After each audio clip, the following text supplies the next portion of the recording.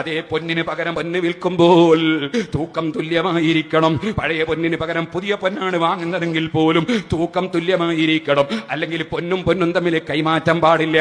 അതേ സമയത്ത് നിങ്ങൾ കറൻസിക്ക് പഴയ പൊന്ന് പോയി വിറ്റിട്ട് കറൻസി കൈവശത്തിൽ വാങ്ങിയതിന് ശേഷം അതേ കടയിൽ നിന്ന് തന്നെ പുതിയ പൊന്ന് നിങ്ങൾ അതിനേക്കാൾ കുറഞ്ഞ തൂക്കം വാങ്ങുന്നതിന് വിരോധമില്ല. പക്ഷേ അത് കണക്ക് കൂട്ടി കഴിച്ചാ പോരാ. ശരിക്കും മനസ്സിലാക്കണം. പഴയ പൊന്ന് കൊണ്ടുപോയി ജ്വല്ലറിയിൽ കൊടുത്തിട്ട് അതിന്റെ കണക്ക് തൂക്കിയിട്ട് പൈസ കണക്കാക്കി വെച്ചിട്ട് പുതിയ പൊന്ന് പിന്നെ വാങ്ങിയതിന് ശേഷം പണ്ടത്തെ കൂടി കൂട്ടിക്കഴിച്ചാ പോരാ. മസാല നന്നായി മുസ്ലിമീങ്ങൾ മനസ്സിലാക്കണം. പഴയ പൊന്ന് ജ്വല്ലറിയിൽ വിൽക്കുകയാണെങ്കിൽ അത് വിറ്റതിന് ശേഷം കാശ് കയ്യിലേക്ക് വാങ്ങുക തന്നെ വേണം. അത് കച്ചവടക്കാരന്റെ പെട്ടിയിൽ വെച്ചാ പോരാ. കയ്യിൽ കാശ് വാങ്ങുക തന്നെ വേണം. ആ കാശ് കയ്യിൽ കിട്ടിയതിന് ശേഷം 10 പവന്റെ പഴയ ആഭരണമാണ് നിങ്ങൾ വിറ്റതെങ്കിൽ അതിന് നിങ്ങൾക്ക് കിട്ടിയത് പറയട്ടെ 1.25 ലക്ഷമാണെങ്കിൽ അതേ പുതിയ പൊന്ന് 10 പവന് വാങ്ങുമ്പോ അത് 1.25 ലക്ഷം കൊണ്ട് കിട്ടുന്നില്ല. അതേ 1.25 ലക്ഷം കൊണ്ട് നിങ്ങൾക്ക് കിട്ടുന്നത് 9 പവനാണെങ്കിൽ നിങ്ങൾക്ക് ആ 1.25 ലക്ഷം ഉറുപ്പിക ജ്വല്ലറിയിൽ കൊടുത്ത് 9 പവൻ വാങ്ങുന്നതിന് വിരോധമില്ല.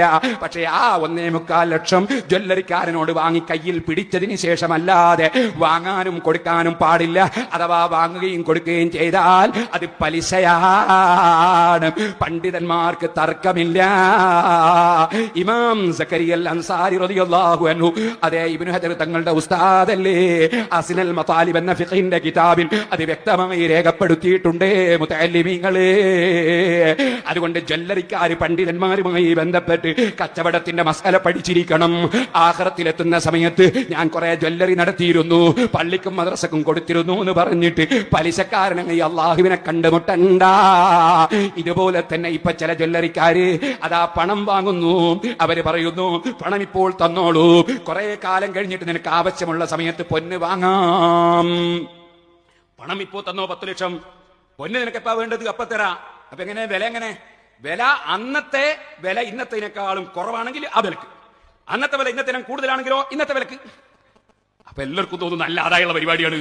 കടുത്ത തെറ്റാണ്. ഒരിക്കലും അങ്ങനെ ഒരു ബിസിനസ് നടത്താൻ പാടില്ല.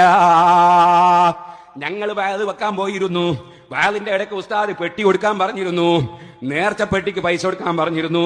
ഞങ്ങൾ പെട്ടിയൊക്കെ വാങ്ങിക്കൊടുത്തിരുന്നു. ബക്കറ്റിൽ പൈസ ഇട്ടുകൊടുത്തിരുന്നു.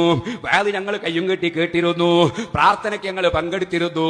മുസ്ലിയാമാര് മസല പറഞ്ഞു തന്നിട്ടില്ല എന്ന് പടച്ചവന്റെ കോടതിയിൽ ജ്വല്ലറിക്കാരെ നിങ്ങൾ ഞങ്ങളെ പിടികൂടണ്ട. അത്തരത്തിലുള്ള കച്ചവടം ചെയ്യുന്ന കക്ഷികളും അവരോട് പങ്കുചേരുന്നവരും അള്ളാന്റെ കോടതിയിൽ പിടികൂടണ്ട.